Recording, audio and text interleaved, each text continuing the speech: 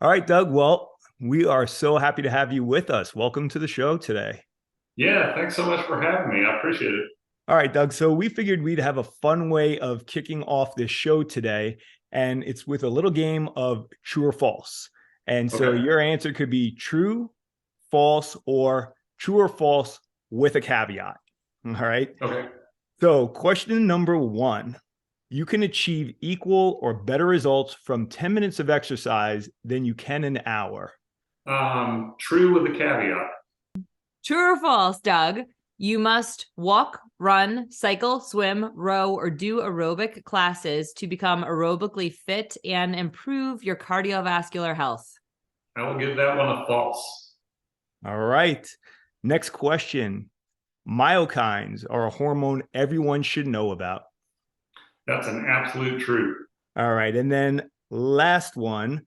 This is going to be one that's not necessarily true or false, but how much does preventative medicine actually prevent? Depends on how you define preventative medicine. But I would say if it is in the realm of appropriate exercise and an appropriate diet, I think it is preventing 99% of everything that needs to be prevented. I Wow. think preventative medicine has very little to do with medicine. It has a lot more to do with appropriate exercise and diet, and that does not require a physician. So let's go there for a minute because since you are a physician, you work in an emergency room, you see lots of cases on a daily basis.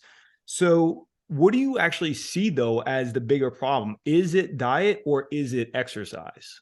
It's both actually, and they work synergistically together. And let's take it from the opposite direction as to what is the problem. And I can tell you, if you want to take any animal and induce pathology in that animal, all you have to do is to restrict movement and provide an overabundance of energy intake.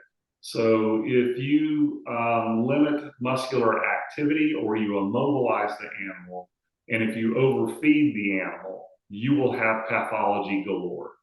So I think that's what we're seeing in contemporary society is too much immobility coupled with an overabundance of energy and energy that is uncoupled from the natural pathway of sunlight being converted into energy, being converted into plants, being converted into animals, and the food chain that leads directly to us in an appropriate pathway.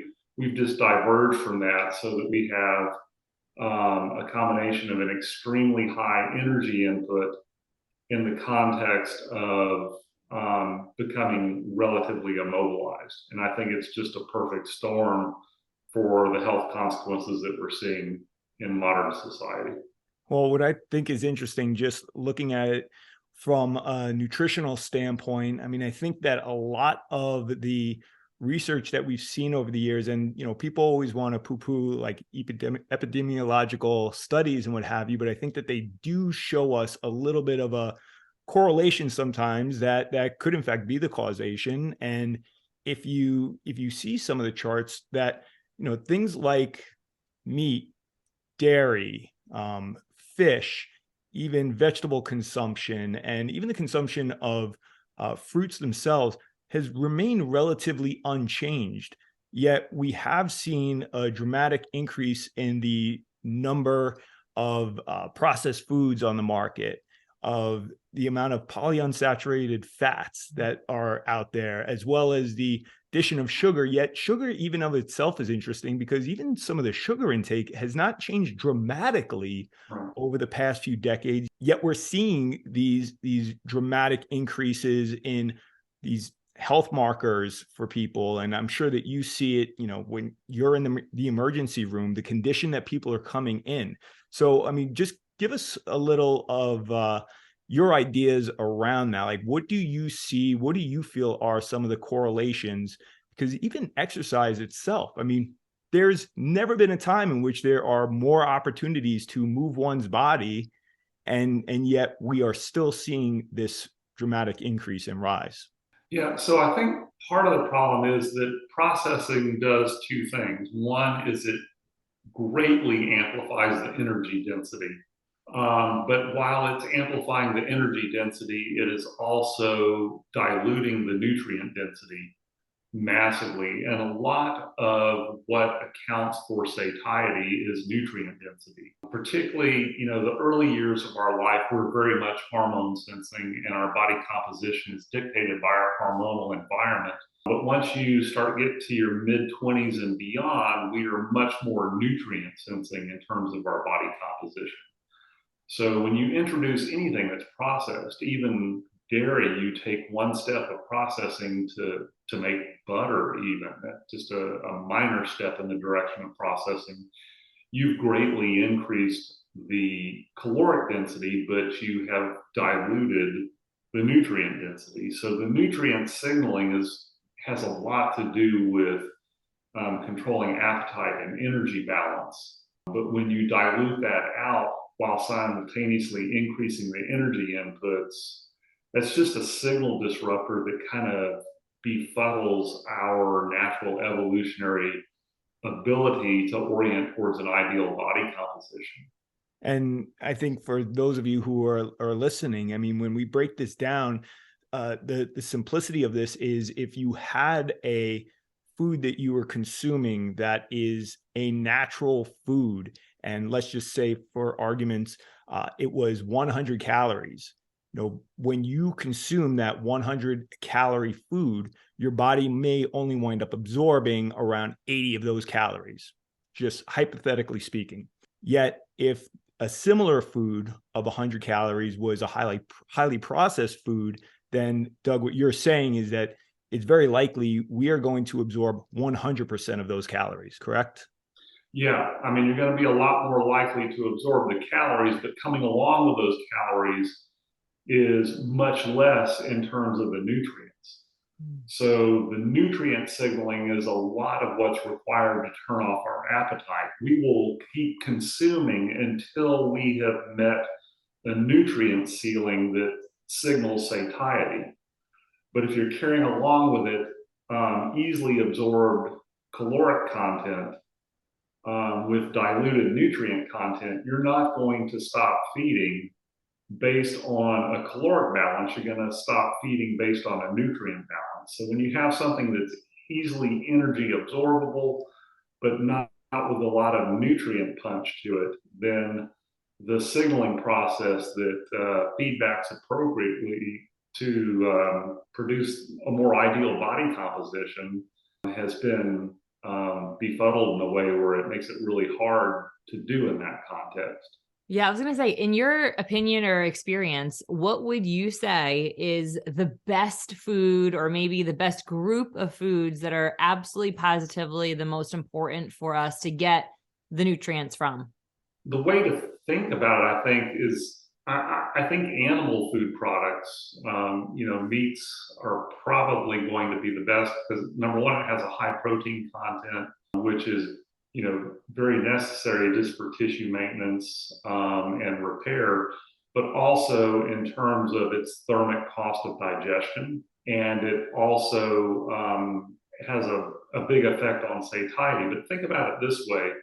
I always talk to my clients and people that ask me about nutrition. I say, think of nutrition as just a straight line between you and the sun. You can be in the sun. That provides you with nutrients that are converted through your skin. Vitamin D3 is the most commonly known, but there's probably an infinite number of phytonutrients that we're not even aware of or have yet to be discovered. So you're in the sun. The next thing is sun is going to act upon plants and phytoplankton that through photosynthesis generate energy. And you can eat those plants.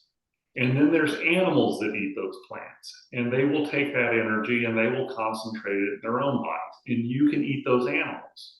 And then there's animals that eat those animals, and you can eat those. And the higher up the food chain you go, the more nutrient dense the food becomes relative to the energy content.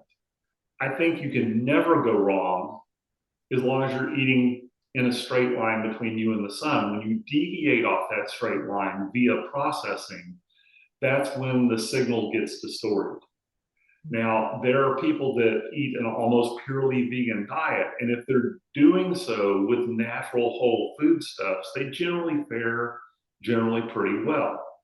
And then you have the people that are almost pure carnivore. And if you're eating a pure carnivore diet that is really good quality whole food stuffs, as opposed to a carnivore diet that's, beef jerky from the gas station, you're probably going to fare fairly well. The key thing is that it's natural whole foods that exist on that straight line. It's when you start deviating off that line that the food signaling is going to be non-ideal for orienting towards a good energy balance and body composition. I love that. I mean, that makes so much sense. And that's such a basic way of kind of explaining to people how we should be eating instead of saying, these foods are good and these foods are bad and these foods. Right. Yeah. I love that. The thing is like when you think about that heuristic and you walk into the grocery store, you can kind of look over the whole place and ask yourself, how much of what I see in here exists on that straight path versus how much of it is deviated. And you find out it's like, probably 2% of what's there nowadays is on that path. So that's, where people talk about shopping on the periphery of the grocery store and that sort of thing. But as long as you keep that gross heuristic in mind, it's really hard, if you're following that heuristic, to end up with a diet that's going to mess up your body composition. It becomes much, much easier. Well, I mean, I'm going to challenge that for a second because, Lucky Charms, you got the end of the rainbow. Skittles, you got the end of the rainbow. And technically, that is a straight line from you to the sun, but just with a little, misting or rain having come down. Did somebody pay you to say that? I think we're confusing good marketing there. Yeah. All right. Let's go back to some of the questions that we had asked you early on. One of them was around training time. And the question was, true or false, can you achieve equal or better results from 10 minutes of exercise than you can an hour? And you said that was true with a caveat. So we'll talk about it in the sense of there's training intensity, and then there's training time, and then there's training frequency. So there's how long your workout is, how frequently you have to do it, and the intensity. And I think of those as slide bars.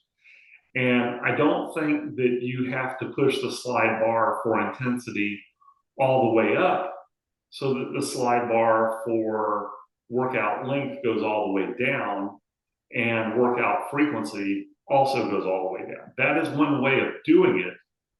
But to do that creates a workout experience that is so intense that a tiny, tiny fraction of the population will actually be attracted to that and do it. Those are slide bars, just like slide bars in a recording studio. And likewise, I don't think it's necessary that your training time be very high or your training frequency be very high. You can manipulate the intensity and the efficiency of your exercise so that you bring the intensity up to a degree where the workout does not have to be an hour long. I think most people can tolerate a degree of intensity that results in an exercise workout duration of 20 to 30 minutes that will result in an exercise frequency, when you factor in the amount of recovery that's needed for that kind of intensity, to be twice a week, maybe Monday, Friday, Wednesday type thing. I think that's a very happy medium where you can crank the intensity of the workout high enough to really stimulate adaptive changes. And then that keeps the length of the workout within a tolerable level and a frequency of the workout that can fit into almost anyone's lifestyle. And I think if you know how to manipulate those variables appropriately, you can get someone the best kind of workout that's going to fit into a modern lifestyle. I love that. Now, in your own particular facility, what do client workouts look like in terms of length, frequency, and maybe we can't necessarily measure intensity, but what is your general prescription? So most of The clients that come to my facility, I would say probably 80% of them are training on a once a week frequency. And that's because that's how we started in the beginning and kind of got hooked on that. Others are working about 2 times per week.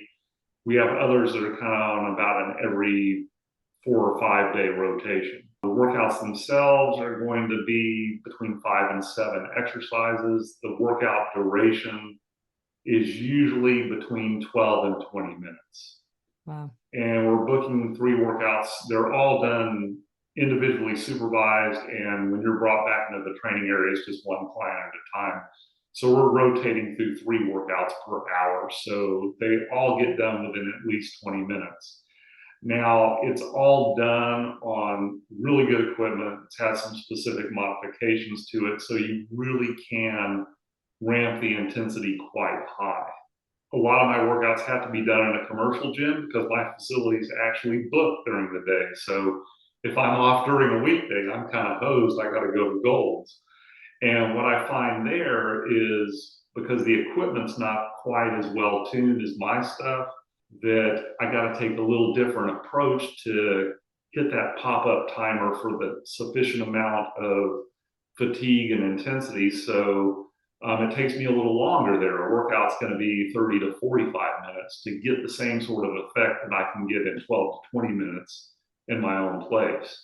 So it kind of just depends on the equipment that you're working with, the type of supervision that you have. I think that as long as you reach a meaningful threshold of effort and intensity, you can get it done within a time frame that fits into almost anyone's lifestyle.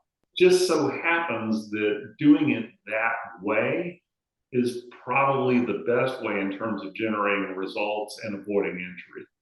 No, I love that you gave that comparison of your equipment to regular gym equipment, because I know we have people that listen to our podcast that they do an hour a day or they're 7 days a week. And so when we come at them with 30 minutes, 2 to 3 times a week, they're like, what? And now to hear you 12-minute workouts, that's absolutely insane. But you're saying basically that you can slide down the duration because you're increasing the intensity.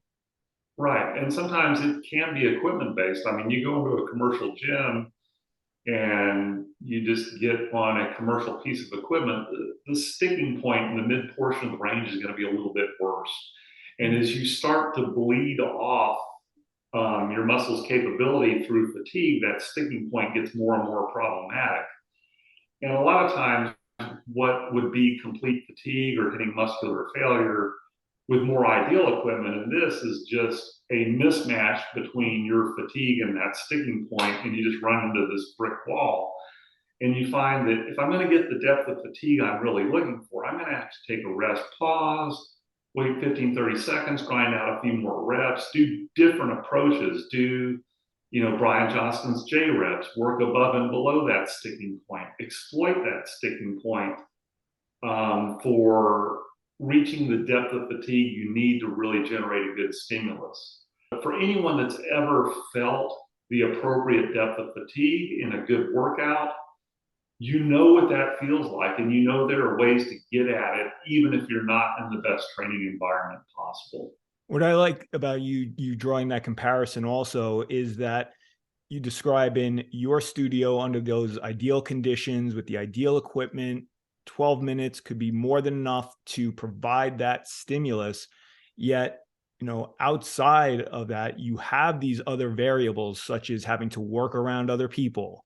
And maybe you have to walk from, one piece of equipment down to another, and it's more rest time than you would typically have in your studio. And I want to bring this up because people will listen to this and say, there's no way, it's impossible. How could 12 minutes or 15 minutes, even 20 minutes of resistance training be enough? And they're not taking into account all those other factors. In their mind, a workout is typically done in a gym setting, a big box gym setting, where there's also the social component, where there's people on the equipment that you want to use, working in on sets. And yet, if you extracted out the amount of time that they are doing productive exercise that we know would provide a sufficient stimulus to induce muscle hypertrophy, increases in strength, any other adaptive response, it's because we're taking all of those other factors out of the equation and just leaving you with the productive stuff in the amount of time that you're capable of doing it in one setting versus the way you cannot do it in the other. I think the easy way to address that is to have people do an anthropological experiment. I mean, you have videos of workouts in your facility on YouTube, and they can go to that for comparison. But you go into your average commercial gym where your gym bros are working out, go in with a stopwatch, and you'll see that the average gym bro, his set lasts 11 to 17 seconds. And then that's followed by 3 to 5 minutes of what I call F around time, you know, a little scrolling on the phone, walk to the water fountain, you know, and if you've ever had to wait on someone that's occupying a machine doing multiple, you know what I'm talking about. As opposed to like come into my facility and you do a single set of an exercise, but that is really aggressively and continuously loaded for a set duration of 90 to 120 seconds. So what we've done is all that F around time, we've taken it and we just pulled that out of the equation and packed in only the productive components. So 90 to 120 seconds, that's like 9 sets of what they're doing.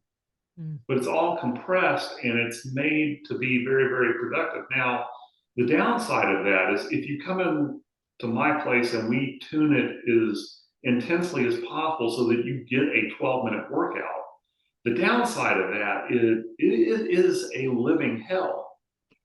And there is a significant number of our clientele that just are not going to tolerate that level of intensity.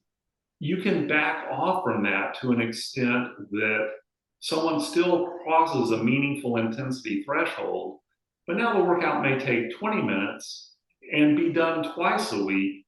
And that's a level of intensity that's very, very challenging, but is tolerable. Now I can cram it in and make someone get through it in 12 minutes, and they're going to spend the next 30 minutes laying on the carpet. And that's a way of doing it, but those slide bars you can manipulate, and someone that knows what they're doing, a professional instructor, can really fine tune it to the intensity that you can tolerate, that's meaningful, adjust the volume and adjust the frequency so that the outcome is positive. And no matter how you slide along that continuum, someone that knows what they're doing can still do something so much more time efficient and more effective and productive for the body than just, you know, the typical approach that most people see in a commercial gym. I think you just described why we homeschool, because when you look at kids, they're gone for 8 hours, Doug. They get on the bus, they got the long bus ride, they got homeroom, they got recess time, there's lunch time, there's art time, there's hallway time, there's lineup time. If you compress all that down, it truly is about 2 hours of instruction a day. And so when people say, I mean, how do you homeschool? Well, if we compare knowledge to exercise, public school is the ultimate version of junk volume that you could ever dream up. You don't like worksheets? I'm sorry. Do you want an extra worksheet? Right. Yeah, and then you got to mix in just the sadistic torture from your peers that we were never really meant to be isolated with our peers of a similar age. That's a great example.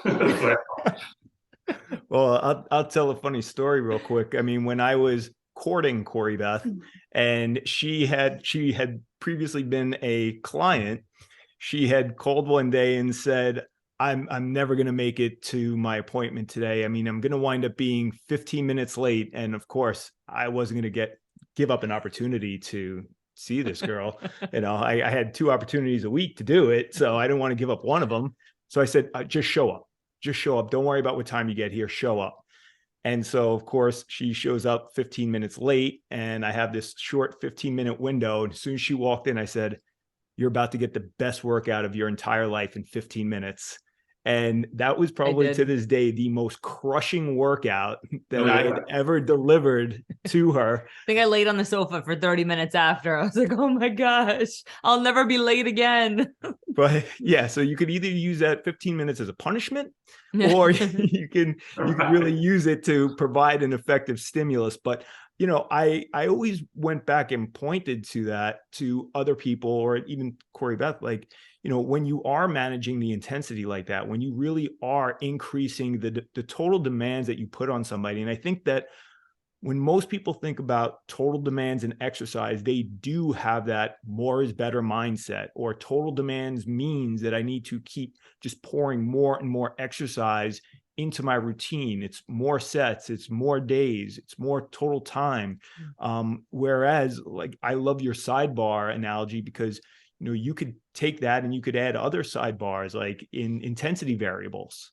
Like that could be a sidebar. You add that in, and all of a sudden that increases the total demands of the workout.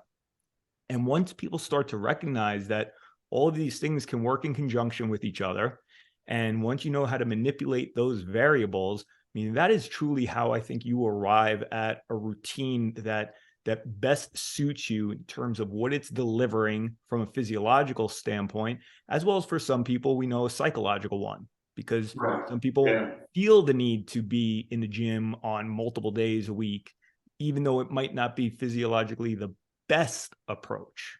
Right.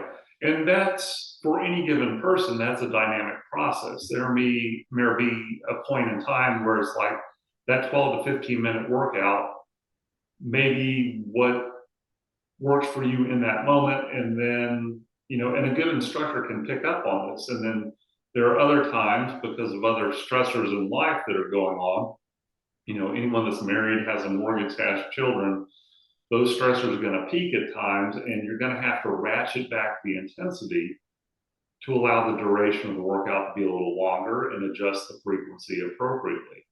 I think those mega high intensity workouts probably do need to occur relatively infrequently, because that level of intensity is like from an evolutionary standpoint, a hand-to-hand combat type of experience.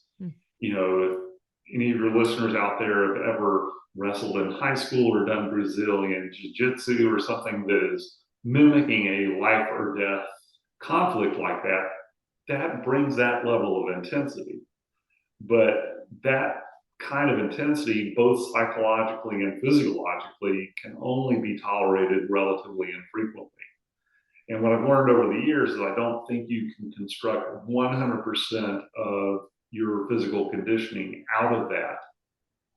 It needs to be some ebb and flow between there, but it can always stay within a constraint where the intensity is high enough to keep the duration and the frequency that fits within anyone's lifestyle. There's no reason in the world that anyone in modern society that has access to anyone that knows what they're doing has to say, I don't have time to be in peak condition. I love that. Well, let's move on to the second question we asked about cardiovascular health. You know, knowing that you do work as a surgeon in an emergency room, I mean, I'm sure you see a plethora of heart issues, but first, with relation to our fitness, you know, you said it was absolutely false that we had to walk, run, cycle, spin, row, or do aerobic classes to become aerobically fit and improve our cardiovascular health. Can you unpack that a little bit for us? Yeah, and that's a tough one to unpack, because the first thing you got to sever is the notion that aerobically fit equals cardiovascular health. Those two things are not necessarily linked together. You got to remember that the only way that you can increase demands for the cardiac or vascular system is by performing mechanical work with muscle. And muscle's mechanical work is supported by metabolism. And metabolism proceeds through a stepwise process, of which the aerobic component is only one subsegment of that process. It begins anaerobically out in the liquid portion of the cell, where you turn glucose through a 20-step process into a chemical called pyruvate. And basically what you're doing is you're just peeling off electrons and creating an energy gradient to make ATP, which is the gasoline for the body's cells. And then that end product, which is called pyruvate, then gets moved into an organelle inside the cell called the mitochondria. And then it goes through a process of energy concentration that produces another 32 to 34 of these ATP molecules. And that's the aerobic subsegment. But the aerobic subsegment only works by consuming the metabolite of the anaerobic process. So it's all intrinsically tied together. Cardiovascular, lower intensity exercise, walking, cycling, getting on an ergometer is just a lower intensity version of what we do. I don't know if you guys listen to Peter Attia on his podcast, but he's gone really crazy about this whole zone 2 aerobic training thing. And zone 2 is basically just delivering pyruvate to the mitochondria so slowly that they can just carry on for a long, long period of time. But really, the definition of zone 2 training is a level of exertion where you can be conversational. I could be walking on a treadmill right now, giving this podcast interview to you in zone 2, which to me basically equals anything other than just sleeping. So being up and about and active is enough to activate zone 2 training, which to me, I think it's absolutely just nuts to think that you've got to sit on a bicycle and pedal at a low level of intensity for a minimum of 45 minutes, 5 days a week to get this health benefit. Why could you not otherwise just be up and about and active? More importantly is you can do a type of exercise that's going to be of sufficient intensity to actually trigger performance improvement in skeletal muscle, the thing that actually is the wellspring for all exercise. You can produce structural and functional improvements in skeletal muscle with a more meaningful level of intensity. What happens is when you go to that level of intensity, you're producing anaerobic metabolism to generate pyruvate, the end product of that metabolism, at a rate faster than the mitochondria can use it. So it stacks up in the periphery. Well, what happens is when someone comes to Pure Fitness, does a really hard workout, that zone 2 workout is happening for the next 4 hours. As that stacked up pyruvate gets converted to lactate, which is, the whole lactic acid experience of doing really hard work, that gets recycled back through the mitochondria, which revs at a higher level, at a zone 2 level, for the next 4 or 6 hours. So you're getting that zone 2 training in the recovery from higher intensity exercise. It's baked into the cake, it's built in, and you do not have to, excuse my French, piss your life away for 45 minutes or an hour at a time on a bicycle ergometer, answering your emails or doing phone calls. You can get on with your life. I mean, you really can get that kind of aerobic training as a recovery aspect from doing more meaningful exercise that's actually going to, number one, increase the functional capacity and the mass of your muscle, which is extremely important, but also train other elements of your metabolism just outside the aerobic. You can really focus on the aerobic, but in doing so, you're going to miss other components of the total metabolic machinery that are also important to upregulate and improve. Well, and I think the way that, people should probably view this is if you look at your energy system along a continuum, along a spectrum, you have at one end of the spectrum, you have aerobic, and the other end you have anaerobic. And I often tell people probably the most aerobic thing you could do is sleep. I mean, that's, but as you go from, sleeping to standing up, to walking to the bathroom, to then, maybe running down the street, to then all out sprint. I mean, you are moving along that continuum of aerobic to anaerobic, But like you said, if you're just doing that anaerobic, just on the recovery phase, you're deriving all the aerobic benefit that you could possibly get from spending all that extra time doing that low level, or I should say higher level aerobic activity. Right. That's absolutely correct. I mean, that's a perfect point to make. And people got to realize that aerobic metabolism occurs within the mitochondria. And the mitochondria are absolutely dependent upon the substrate provided by anaerobic metabolism. And the degree to which you can really optimize that is the degree to which you can upregulate aerobic metabolism and make it better. And I think that you're really missing out on some huge benefits if you just try to purely isolate out that mitochondrial metabolic activity. To do so, you're really robbing yourself of the major benefits of exercise. Well, I had proven this to myself. I'm going to go back probably about 27 years or so. Just out of college, I was a college athlete. I played lacrosse. I was constantly training, constantly running. In retrospect, very much overtraining. But it was shortly after coming out of college that I was first introduced to a high intensity training type of program, which had me dramatically reduce my volume, my frequency, but working at a higher intensity. And I remember preparing to go play summer league lacrosse. And it had now been about 8 or 9 months since I ran, because I never had a desire to run, unless it was from the police when I was really young. But outside of that, I never was big on running, but I remember saying to myself, all right, if you're going to go play lacrosse, you get better go and just at least do a 3 miler, like see how you feel, start to get your conditioning back. And I was in utter shock that after 8 or 9 months of not having run, only doing high intensity resistance training, at that time it was 3 times a week, I ran my best time on the 3 mile. Right.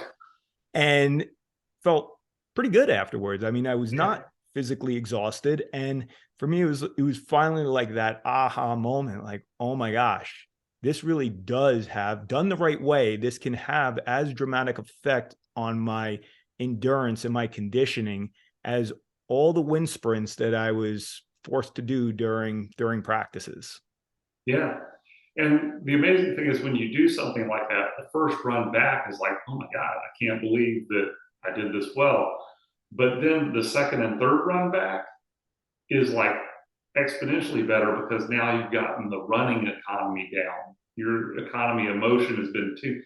And then you realize that it wasn't the doing of the running, it was, the other physical conditioning that really made the difference. And the running was just the mechanics.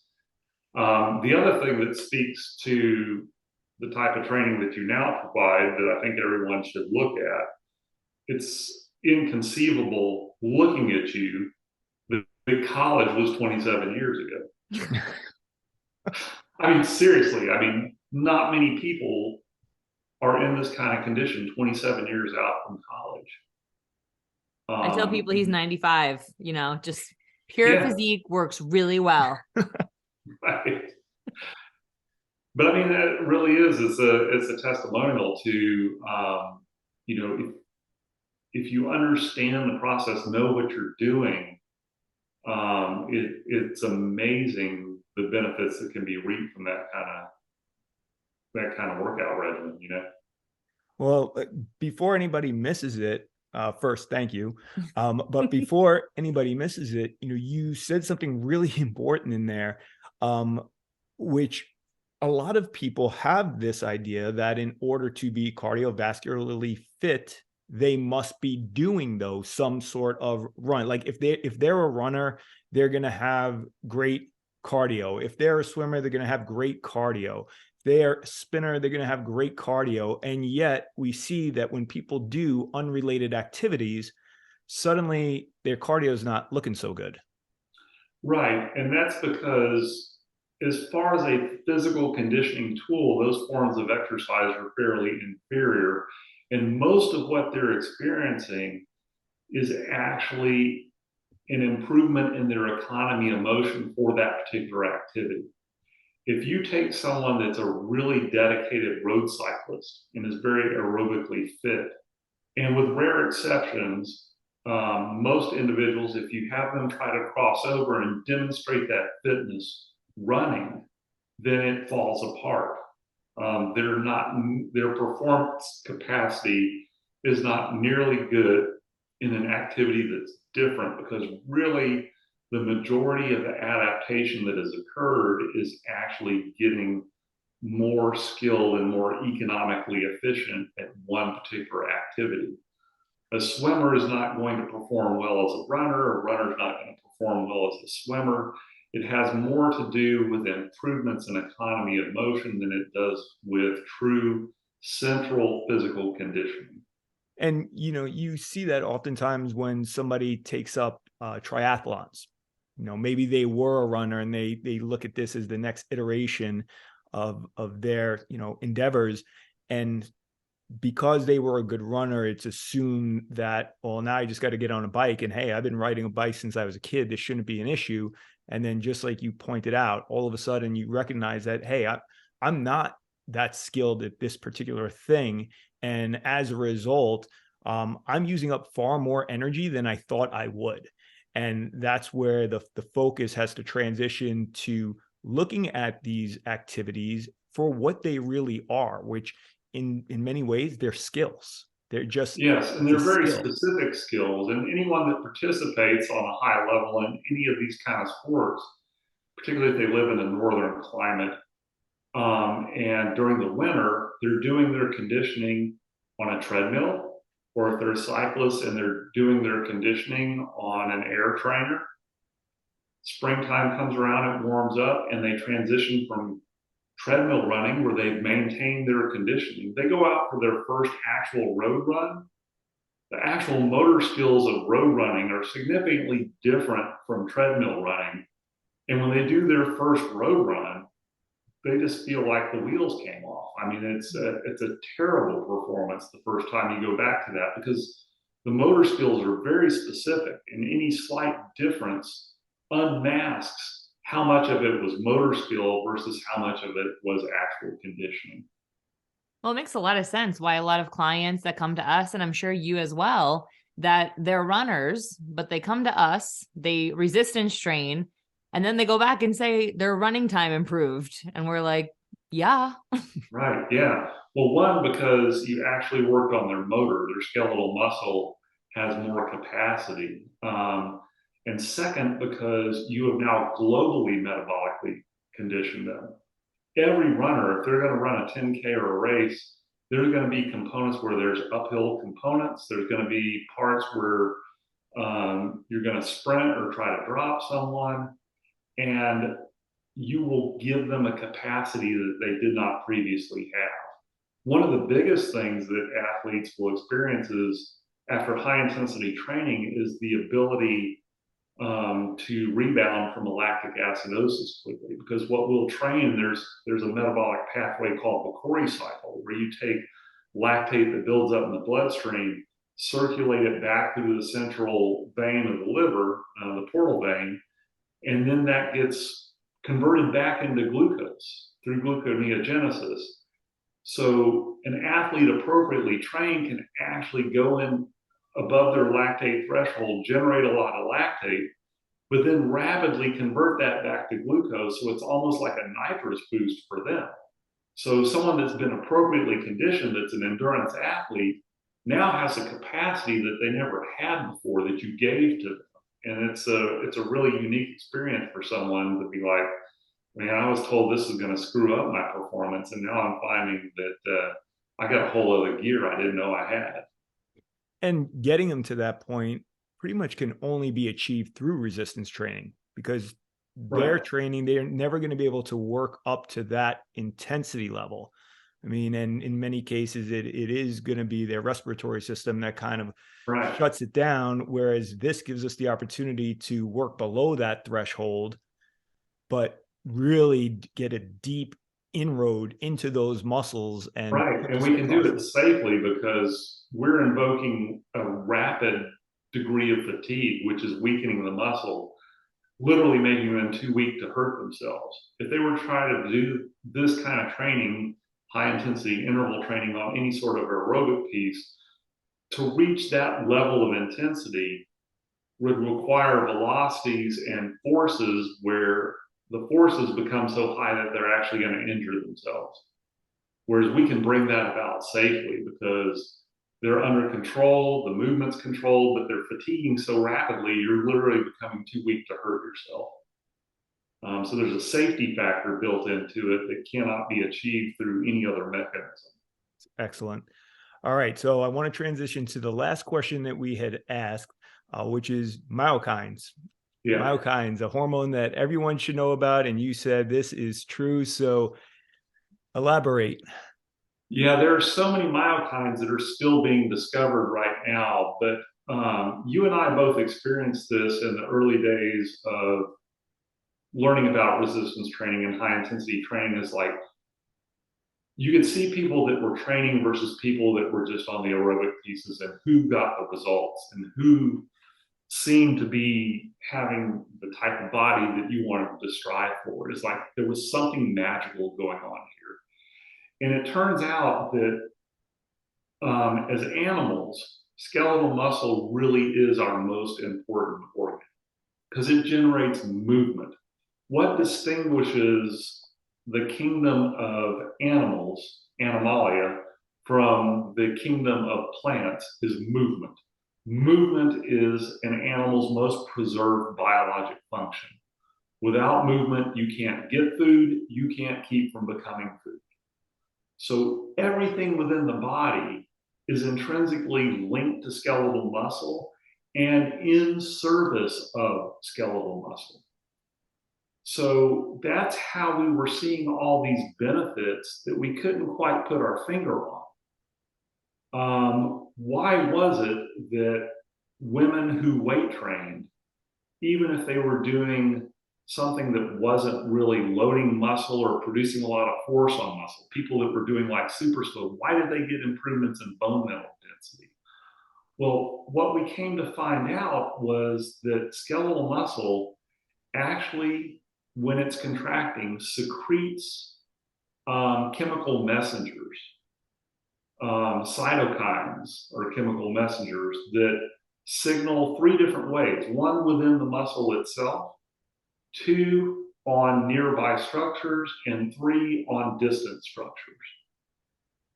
And it sends out these chemical signals to all these different organs of the body that enhances the performance of these different organs of the body because the skeletal muscle depends upon these organs to provide them with the energy and the substrate that they need.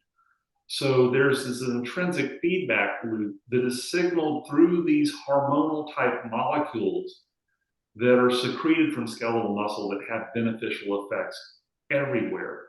And I'm talking that, there are myokines that signal for improved skin thickness. People that resistance train have better skin, have less wrinkles. That signals for brain-derived neurotrophic factor. They think better, they're smarter, they have better memory retention, they have better mental performance. They have more capacity to dispose of excess glucose in their body. They have more capacity to metabolize stored body fat. They have more capacity to neutralize reactive oxidative species and inflammatory chemicals. They have more capacity to detoxify things in their liver because skeletal muscle sends out these hormonal messengers to all the organs of the body. And it only makes sense because that is the thing that defines us as an animal, is our ability to move. And skeletal muscle is just this huge capacitor. And it signals every tissue in the body because it relies on all the other tissues in the body to service it. And more of these chemical messengers are being discovered every month. I tell you, whoever's listening to this podcast, just go type in Google Scholar. It'll take you to Google Scholars and just put in the word myokines. MYOKINES, and hit return, and watch the hundreds and hundreds of pages that are coming up on this. It is a really fertile ground, and they're also probably the most powerful anti-aging molecules that are currently known. So if you recall, in the early 2000s, there was a study done by Simon Melov at the University of San Diego at the Buck Institute of Aging. And they looked at different genes that were expressed differently in people that were in their 70s and 80s versus people that were in their mid-20s. And they used a technique called a false discovery rate to see what genes were expressed differently in young versus old.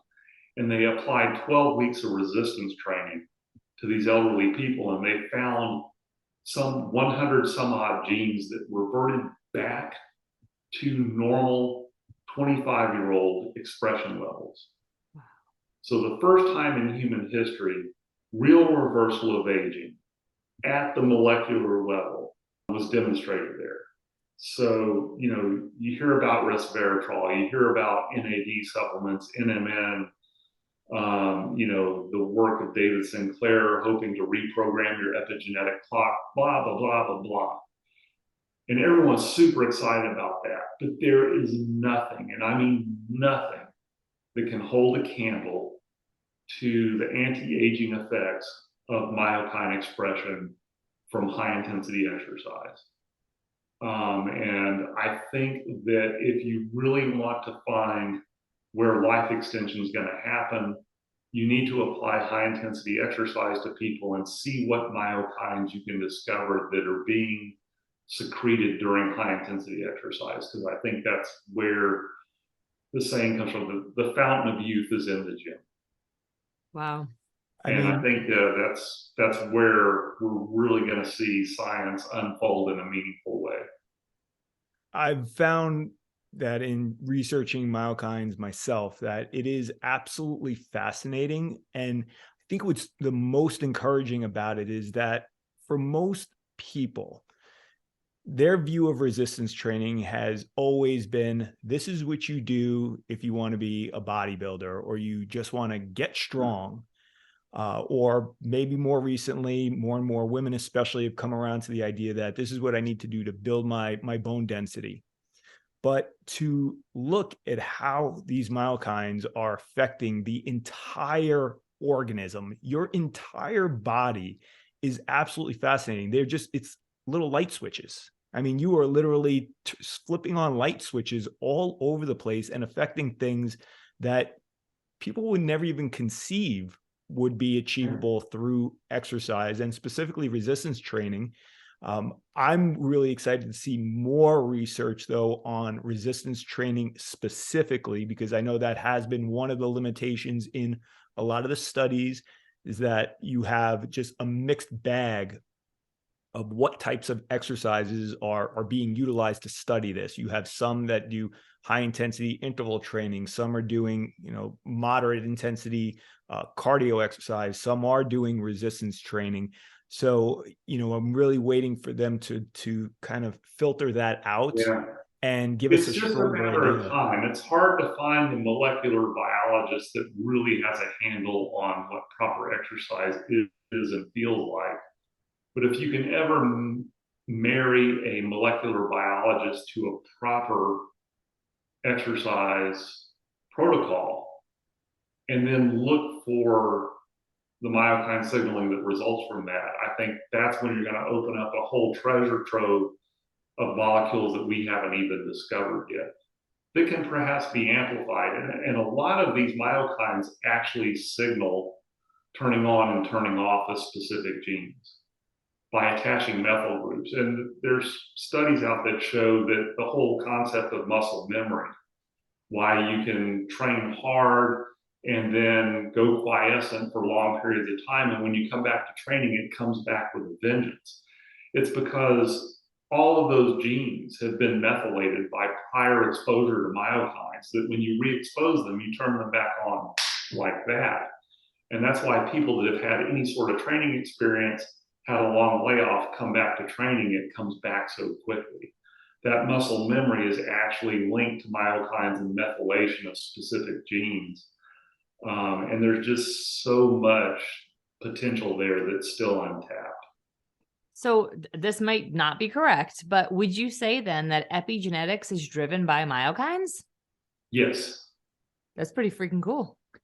I mean, epigenetics is driven by all sorts of different messengers. I mean, negative epigenetics can occur for, being exposed to war, or being exposed to starvation or a plague. That can be expressed 2 or 3 generations down the line because of these epigenetic methylation changes that get passed on.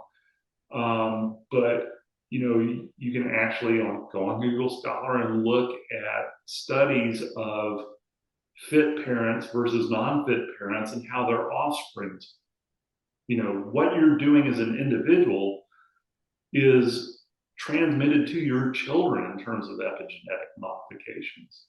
We'll be sure to tell our kids, So you're welcome. These myokines really do actually turn on beneficial genes because as an animal, preserving that which is the basis of your life, which is movement, is really important. And also, another thing is just life in general. Life is, by definition, the reversal of entropy.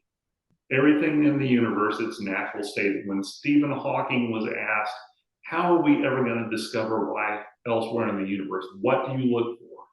He says, I would look for somewhere where entropy is being reversed.